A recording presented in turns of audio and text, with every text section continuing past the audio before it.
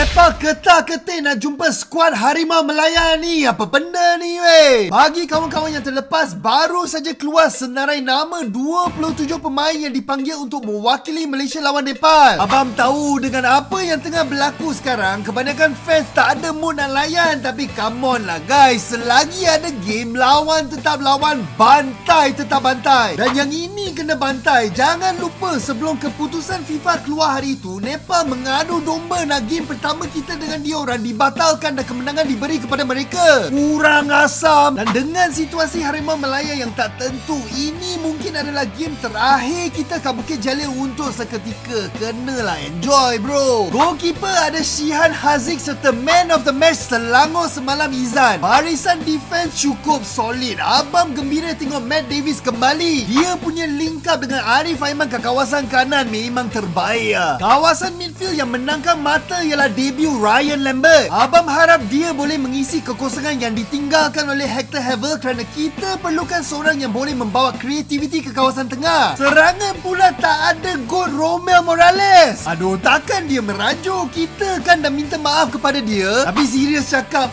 cukup padu pilihan penyerang kita. Harap kali ini Jordan Minta boleh buat debut. Yang penting aku nak tahu siapa ekor harimau sejati yang akan join abang layan game Malaysia lawan Nepal kat Bukit Jalil. Komen kat sini.